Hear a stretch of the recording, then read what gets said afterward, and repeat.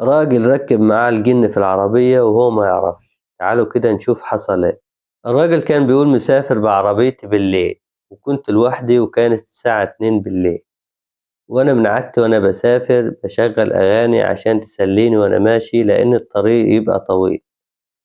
وبالفعل شغلت أغاني ومشيت، وأنا ماشي اتفاجئت إن في راجل واقف بيشاورني، وكان راجل كبير وملتحي.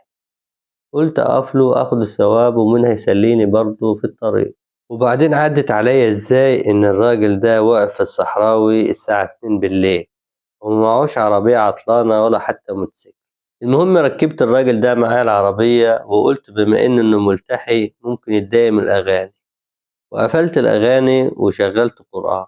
والمشكلة إنه ما يشتغلش من القرآن إلا كلمة بسم الله، والتسجيل يقف على كده. فقلت أقف على جنب وأشوف إيه المشكلة. وساعتها بصيت على كل حاجة لقيتها سليمة. شغلت أغاني اشتغلت كويس، أشغل قرآن التسجيل يبوظ. وساعتها أنا استغربت وببص للراجل اللي جنبي، اترعبت.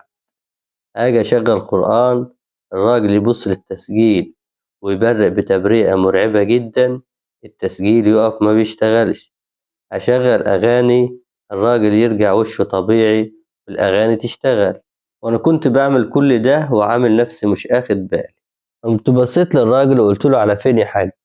قام بصلي كده وبصوت خشن أول مرة أسمعه في حياتي وعينين برقة. قال لي هنزل هنا خلاص.